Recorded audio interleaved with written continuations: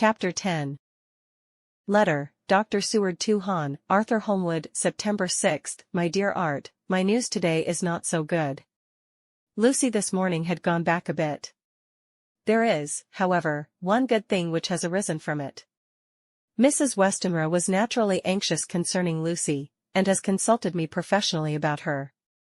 I took advantage of the opportunity, and told her that my old master, Van Helsing, the great specialist, was coming to stay with me, and that I would put her in his charge conjointly with myself. So now we can come and go without alarming her unduly, for a shock to her would mean sudden death, and this, in Lucy's weak condition, might be disastrous to her. We are hedged in with difficulties, all of us, my poor fellow, but, please God, we shall come through them all right. If any need I shall write, so that, if you do not hear from me, take it for granted that I am simply waiting for news. In haste, yours ever, John Seward. Dr. Seward's Diary, September 7. The first thing Van Helsing said to me when we met at Liverpool Street was, "Have you said anything to our young friend, to lover of her?" "No," I said. "I waited till I had seen you, as I said in my telegram. I wrote him a letter simply telling him that you were coming, as Miss Westenra was not so well, and that I should let him know if need be." "Right, my friend," he said. "Quite right. Better he not know as yet. Perhaps he will never know. I pray so, but if it be needed, then he shall know all. And, my good friend John, let me caution you. You deal with the madman. All men are mad in some way or the other, and inasmuch as you deal discreetly with your madman, so deal with God's madman too, the rest of the world. You tell not your madmen what you do nor why you do it. You tell them not what you think. So you shall keep knowledge in its place, where it may rest, where it may gather its kind around it and breed. You and I shall keep as yet what we know here, and here." He touched me on the heart and on the forehead, and then touched himself the same way. I have for myself thoughts at the present. Later I shall unfold to you. "Why not now?" I asked. "It may do some good. We may arrive at some decision." He looked at me and said, "My friend John, when the corn is grown, even before it has ripened, while the milk of its mother earth is in him, and the sunshine has not yet begun to paint him with his gold, the husbandman he pull the ear and rub him between his rough hands, and blow away the green chaff, and say to you, Look. He's good corn, he will make a good crop when the time comes." I did not see the application and told him so. For reply he reached over and took my ear in his hand and pulled it playfully, as he used long ago to do at lectures, and said, "The good husbandman tell you so then because he knows, but not till then. But you do not find the good husbandman dig up his planted corn to see if he grow. That is for the children who play at husbandry, and not for those who take it as of the work of their life. See you now, friend John? I have sown my corn, and nature has her work to do in making it sprout. If he sprout at all, there's some promise, and I wait till the ear begins to swell." He broke off, for he evidently saw that I understood. Then he went on gravely, "You were always a careful student, and your case-book was ever more full than the rest. And I trust that good habit have not fail. Remember, my friend, that knowledge is stronger than memory, and we should not trust the weaker. Even if you have not kept the good practice, let me tell you that this case of our dear Miss is one that may be, mind, I say may be, of such interest to us and others that all the rest may not make him kick the beam, as your people say. Take then good note of it. Nothing is too small. I counsel you, put down in record even your doubts and surmises. Hereafter it may be of interest to you to see how true you guess. We learn from failure, not from success. When I described Lucy's symptoms, the same as before, but infinitely more marked, he looked very grave, but said nothing.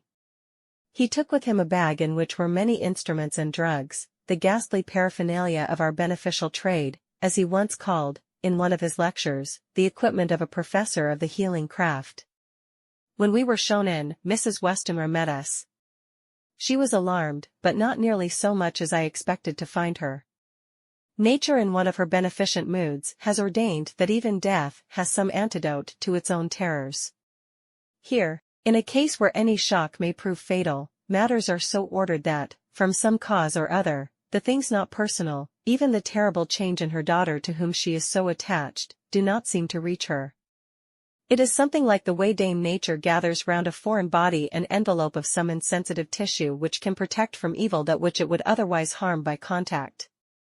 If this be an ordered selfishness, then we should pause before we condemn any one for the vice of egoism, for there may be deeper root for its causes than we have knowledge of. I used my knowledge of this phase of spiritual pathology, and set down a rule that she should not be present with Lucy, or think of her illness more than was absolutely required.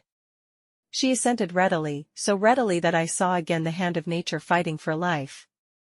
Van Helsing and I were shown up to Lucy's room. If I was shocked when I saw her yesterday, I was horrified when I saw her today. She was ghastly, chalkily pale. The red seemed to have gone even from her lips and gums, and the bones of her face stood out prominently. Her breathing was painful to see or hear. Van Helsing's face grew set as marble, and his eyebrows converged till they almost touched over his nose. Lucy lay motionless, and did not seem to have strength to speak, so for a while we were all silent. Then Van Helsing beckoned to me, and we went gently out of the room. The instant we had closed the door he stepped quickly along the passage to the next door, which was open. Then he pulled me quickly in with him and closed the door. "My God," he said. "This is dreadful. There is not time to be lost. She will die for sheer want of blood to keep the heart's action as it should be. There must be a transfusion of blood at once. Is it you or me? I am younger and stronger, Professor. It must be me. Then get ready at once. I will bring up my bag. I am prepared." I went downstairs with him, and as we were going there was a knock at the hall door. When we reached the hall, the maid had just opened the door, and Arthur was stepping quickly in. He rushed up to me, saying in an eager whisper, "Jack, I was so anxious. I read between the lines of your letter, and have been in an agony. The dad was better, so I ran down here to see for myself. Is not that gentleman Dr. Van Helsing? I am so thankful to you, sir, for coming." When first the professor's eye had lit upon him, he had been angry at his interruption at such a time, but now, as he took in his stalwart proportions and recognized the strong young manhood which seemed to emanate from him, his eyes gleamed. Without a pause, he said to him as he held out his hand, "Sir, you have come in time. You are the lover of our dear miss. She is bad, very, very bad. Nay, my child, do not go like that." For he suddenly grew pale and sat down in a chair almost fainting. "You are to help her. You can do more than any that live, and your courage is your best help." "What can I do?" asked Arthur hoarsely. "Tell me, and I shall do it. My life is hers, and I would give the last drop of blood in my body for her." The professor has a strongly humorous side, and I could from old knowledge detect a trace of its origin in his answer. "My young sir, I do not ask so much as that, not the last." "What shall I do?" There was fire in his eyes, and his open nostrils quivered with intent. Van Helsing slapped him on the shoulder. "Come," he said. "You are a man, and it is a man we want. You are better than me, better than my friend John." Arthur looked bewildered, and the professor went on by explaining in a kindly way. "Young miss is bad, very bad. She wants blood, and blood she must have or die. My friend John and I have consulted, and we are about to perform what we call transfusion of blood, to transfer from full veins of one to the empty veins which pine for him. John was to give his blood, as he is the more young and strong than me." Here Arthur took my hand and wrung it hard in silence. "But now you are here, you are more good than us, old or young, who toil much in the world of thought. Our nerves are not so calm and our blood so bright than yours." Arthur turned to him and said, "If you only knew how gladly I would die for her you would understand." He stopped with a sort of choke in his voice. "Good boy," said Van Helsing. "In the not so far off you will be happy that you have done all for her you love. Come now and be silent. You shall kiss her once before it is done, but then you must go, and you must leave at my sign. Say no word to madam. You know how it is with her. There must be no shock. Any knowledge of this would be one. Come." We all went up to Lucy's room. Arthur by direction remained outside. Lucy turned her head and looked at us, but said nothing. She was not asleep, but she was simply too weak to make the effort. Her eyes spoke to us, that was all. Van Helsing took some things from his bag and laid them on a little table out of sight.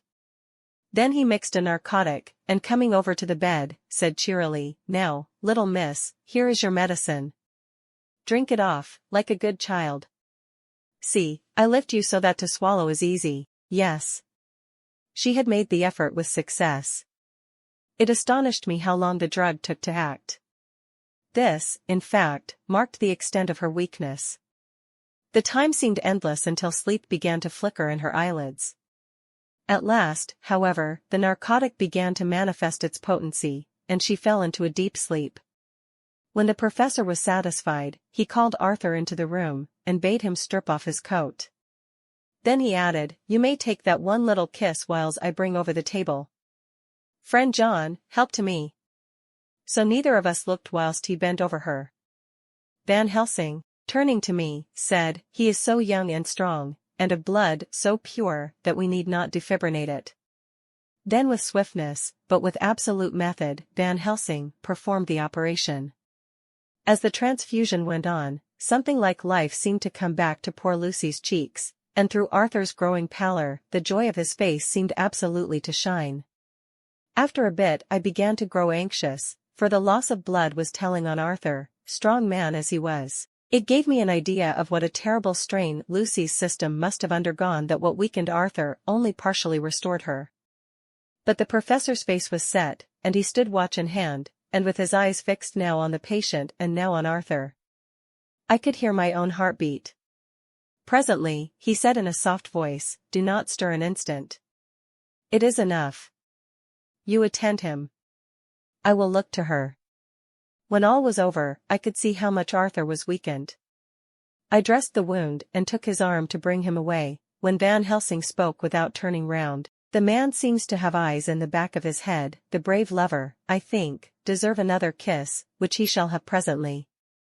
And as he had now finished his operation, he adjusted the pillow to the patient's head. As he did so, the narrow black velvet band which she seems always to wear round her throat, buckled with an old diamond buckle which her lover had given her, was dragged a little up, and showed a red mark on her throat. Arthur did not notice it, but I could hear the deep hiss of indrawn breath, which is one of Van Helsing's ways of betraying emotion. He said nothing at the moment, but turned to me, saying, "Now take down our brave young lover, give him of the port wine, and let him lie down a while. He must then go home and rest, sleep much and eat much, that he may be recruited of what he has so given to his love. He must not stay here. Hold a moment. I may take it, sir, that you are anxious of result. Then bring it with you, that in all ways the operation is successful. You have saved her life this time, and you can go home and rest easy in mind that all that can be is. I shall tell her all when she is well. She shall love you none the less for what you have done. Goodbye." When Arthur had gone, I went back to the room. Lucy was sleeping gently, but her breathing was stronger. I could see the counterpane move as her breast heaved. By the bedside sat Van Helsing, looking at her intently. The velvet band again covered the red mark. I asked the professor in a whisper, "What do you make of that mark on her throat? What do you make of it?" "I have not examined it yet," I answered, and there proceeded to loose the band. Just over the external jugular vein there were 2 punctures, not large, but not wholesome looking. There was no sign of disease, but the edges were white and worn-looking, as if by some trituration. It at once occurred to me that this wound, or whatever it was, might be the means of that manifest loss of blood. But I abandoned the idea as soon as it formed, for such a thing could not be. The whole bed would have been drenched to a scarlet with the blood which the girl must have lost to leave such a pallor as she had before the transfusion. "Well," said Van Helsing. "Well," said I can make nothing of it." The professor stood up. "I must go back to Amsterdam tonight," he said. "There are books and things there which I want. You must remain here all night, and you must not let your sight pass from her." "Shall I have a nurse?" I asked. We are the best nurses, you and I. You keep watch all night. See that she is well fed, and that nothing disturbs her. You must not sleep all the night. Later on we can sleep, you and I. I shall be back as soon as possible. And then we may begin. May begin? I said, what on earth do you mean? We shall see, he answered, as he hurried out. He came back a moment later and put his head inside the door and said with a warning finger held up, remember, she is your charge.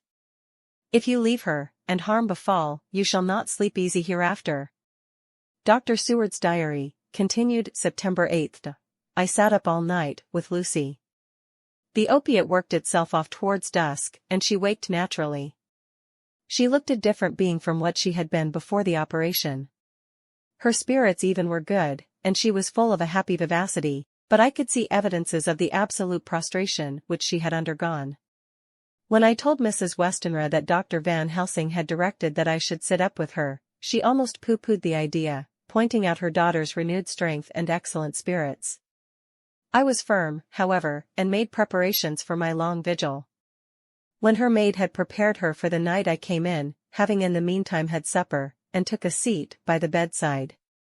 She did not in any way make objection, but looked at me gratefully whenever I caught her eye. After a long spell she seemed sinking off to sleep, but with an effort seemed to pull herself together and shook it off. It was apparent that she did not want to sleep, so I tackled the subject at once. You do not want to sleep? No. I am afraid. Afraid to go to sleep. Why so? It is the boon we all crave for. Ah, not if you were like me, if sleep was to you a presage of horror. A presage of horror? What on earth do you mean? I don't know. Oh, I don't know. And that is what is so terrible. All this weakness comes to me in sleep, until I dread the very thought. But, my dear girl, you may sleep tonight. I am here watching you, and I can promise that nothing will happen. Ah, I can trust you, she said. I seized the opportunity, and said, I promise that if I see any evidence of bad dreams I will wake you at once. You will? Oh, will you really? How good you are to me. Then I will sleep. And almost at the word she gave a deep sigh of relief, and sank back, asleep. All night long I watched by her. She never stirred, but slept on in a deep, tranquil, life-giving, health-giving sleep. Her lips were slightly parted, and her breast rose, and fell with the regularity of a pendulum. There was a smile on her face, and it was evident that no bad dreams had come to disturb her peace of mind. In the early morning, her maid came, and I left her in her care and took myself back home, for I was anxious about many things. I sent a short wire to Van Helsing and to Arthur, telling them of the excellent result of the operation. My own work, with its manifold arrears, took me all day to clear off. It was dark when I was able to inquire about my zoophagous patient. The report was good. He had been quite quiet for the past day and night.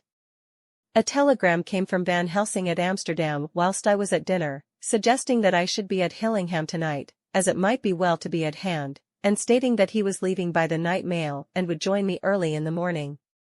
September 9th. I was pretty tired and worn out when I got to Hillingham. For 2 nights I had hardly had a wink of sleep, and my brain was beginning to feel that numbness which marks cerebral exhaustion. Lucy was up and in cheerful spirits. When she shook hands with me, she looked sharply in my face and said, "No sitting up tonight for you. You are worn out." I am quite well again. Indeed, I am, and if there is to be any sitting up, it is I who will sit up with you. I would not argue the point, but went and had my supper. Lucy came with me, and, enlivened by her charming presence, I made an excellent meal, and had a couple of glasses of the more than excellent port. Then Lucy took me upstairs, and showed me a room next her own, where a cozy fire was burning. "Now," she said, "you must stay here. I shall leave this door open and my door too. You can lie on the sofa, for I know that nothing would induce any of you doctors to go to bed whilst there is a patient above the horizon. If I want anything I shall call out, and you can come to me at once." I could not but acquiesce, for I was dog-tired, and could not have sat up had I tried. So, on her renewing her promise to call me if she should want anything, I lay on the sofa, and forgot all about everything. Lucy Westomer's Diary, September 9th. I feel so happy tonight. I have been so miserably weak, that to be able to think and move about is like feeling sunshine after a long spell of east wind out of a steel sky. Somehow Arthur feels very, very close to me. I seem to feel his presence warm about me. I suppose it is that sickness and weakness are selfish things, and turn our inner eyes and sympathy on ourselves, whilst health and strength give love rein, and in thought and feeling he can wander where he wills. I know where my thoughts are. If only Arthur knew. My dear, your ears must tingle as you sleep, as mine do waking. Oh, the blissful rest of last night, how I slept, with that dear, good Dr. Seward watching me. And tonight I shall not fear to sleep, since he is close at hand and within call. Thank everybody for being so good to me. Thank God. Good night, Arthur. Dr. Seward's Diary, September 10th. I was conscious of the professor's hand on my head, and started awake all in a second. That is one of the things that we learn in an asylum, at any rate. And how is our patient? Well, when I left her, or rather when she left me, I answered. Come, let us see, he said. And together we went into the room. The blind was down, and I went over to raise it gently, whilst Van Helsing stepped, with his soft, cat-like tread, over to the bed. As I raised the blind, and the morning sunlight flooded the room, I heard the professor's low hiss of inspiration, and knowing its rarity, a deadly fear shot through my heart. As I passed over he moved back, and his exclamation of horror, God in Himmel, needed no enforcement from his agonized face. He raised his hand and pointed to the bed, and his iron face was drawn and ashen white. I felt my knees begin to tremble. There on the bed, seemingly in a swoon, lay poor Lucy, more horribly white and wan-looking than ever. Even the lips were white, and the gums seemed to have shrunken back from the teeth, as we sometimes see in a corpse after a prolonged illness. Van Helsing raised his foot to stamp in anger, but the instinct of his life and all the long years of habit stood to him, and he put it down again softly. Quick, he said. Bring the brandy. I flew to the dining room and returned with the decanter. He wetted the poor white lips with it, and together we rubbed palm and wrist and heart. He felt her heart, and after a few moments of agonizing suspense said, It is not too late. It beats, though, but feebly. All our work is undone. We must begin again. There is no young Arthur here now. I have to call on you yourself this time, friend John. As he spoke, he was dipping into his bag, and producing the instruments of transfusion. I had taken off my coat and rolled up my shirt sleeve. There was no possibility of an opiate just at present, and no need of one. And so, without a moment's delay, we began the operation. After a time, it did not seem a short time either, for the draining away of one's blood, no matter how willingly it be given, is a terrible feeling. Van Helsing held up a warning finger. Do not stir, he said. But I fear that with growing strength she may wake, and that would make danger, oh, so much danger. But I shall precaution take. I shall give hypodermic injection of morphia. He proceeded then, swiftly and deftly, to carry out his intent. The effect on Lucy was not bad, for the faint seemed to merge subtly into the narcotic sleep. It was with a feeling of personal pride that I could see a faint tinge of color steal back into the pallid cheeks and lips. No man knows, till he experiences it, what it is to feel his own lifeblood drawn away into the veins of the woman he loves. The professor watched me critically. That will do, he said. Already? I remonstrated. You took a great deal more from Art. To which he smiled a sad sort of smile as he replied, he is her lover, her fiancé. You have work, much work to do for her and for others, and the present will suffice. When we stopped the operation, he attended to Lucy, whilst I applied digital pressure to my own incision. I laid down, while I waited his leisure to attend to me, for I felt faint and a little sick. By and by he bound up my wound, and sent me downstairs, to get a glass of wine for myself. As I was leaving the room, he came after me, and half whispered. Mind, nothing must be said of this. If our young lover should turn up unexpected, as before, no word to him.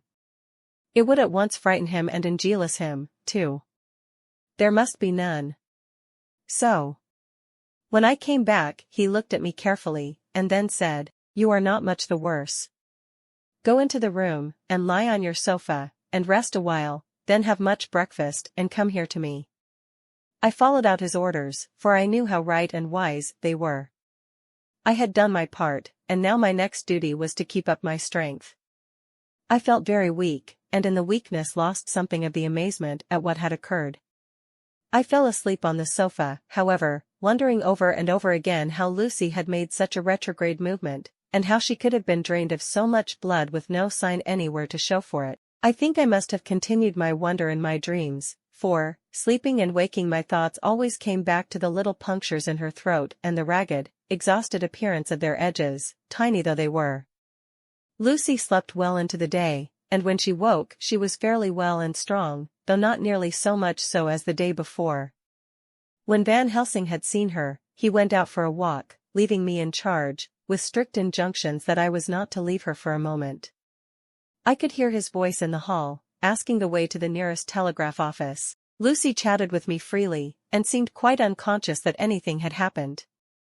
I tried to keep her amused and interested.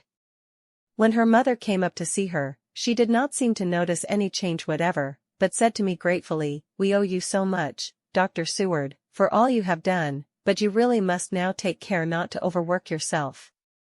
You are looking pale yourself. You want a wife to nurse and look after you a bit, that you do." As she spoke, Lucy turned crimson, though it was only momentarily, for her poor wasted veins could not stand for a long and unwanted drain to the head. The reaction came in excessive pallor as she turned imploring eyes on me. I smiled and nodded, and laid my finger on my lips. With a sigh, she sank back amid her pillows.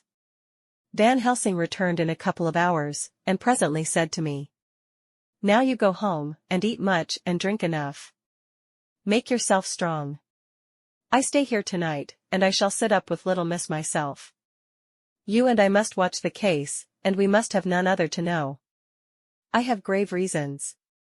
No, do not ask me. Think what you will. Do not fear to think even the most not improbable. Good night."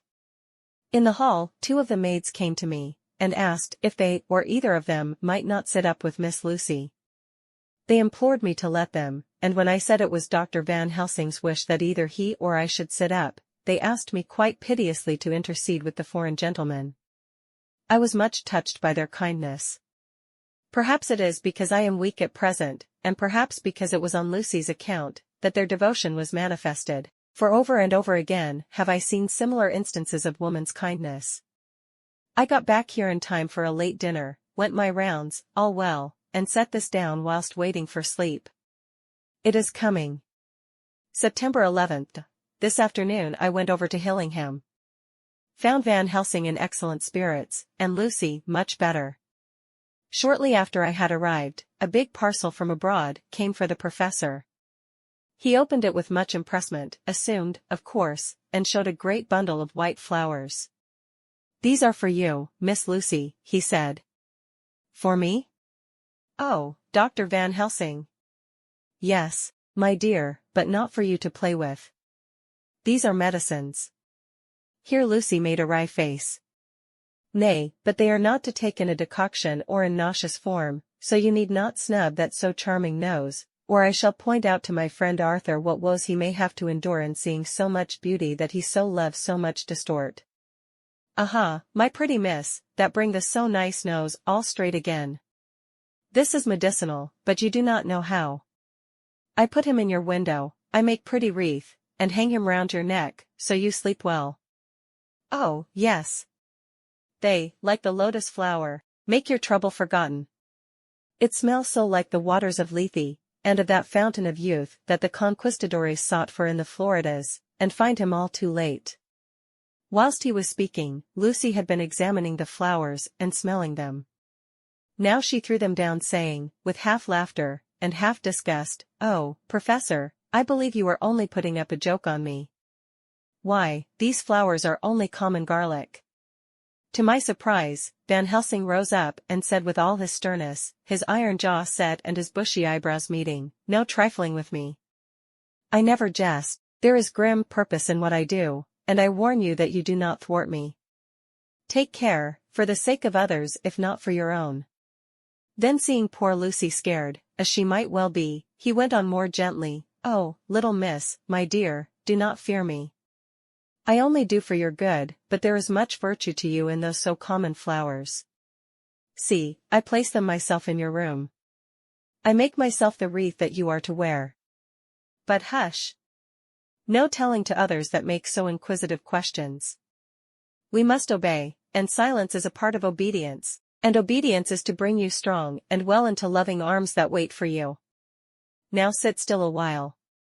Come with me, friend John, and you shall help me deck the room with my garlic, which is all the war from Haarlem, where my friend Vanderpool Ray's urban is glass houses all the year. I had to telegraph yesterday, or they would not have been here."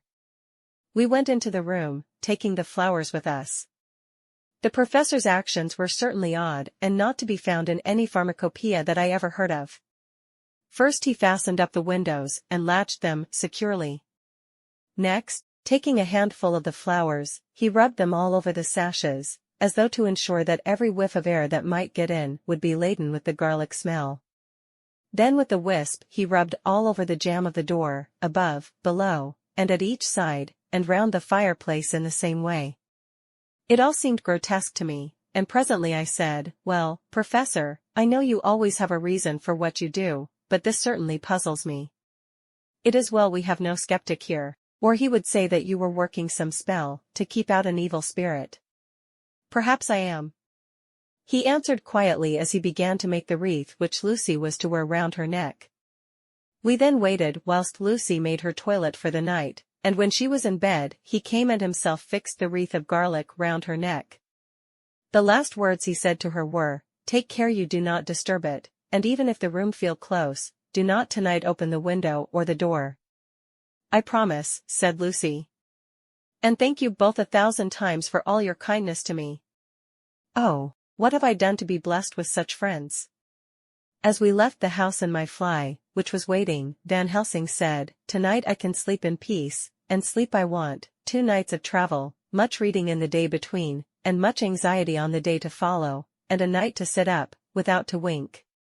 Tomorrow in the morning early you call for me, and we come together to see our pretty miss, so much more strong for my spell which I have work." Ho, ho! He seemed so confident that I, remembering my own confidence 2 nights before and with the baneful result, felt awe and vague terror. It must have been my weakness that made me hesitate to tell it to my friend, but I felt it all the more, like unshed tears.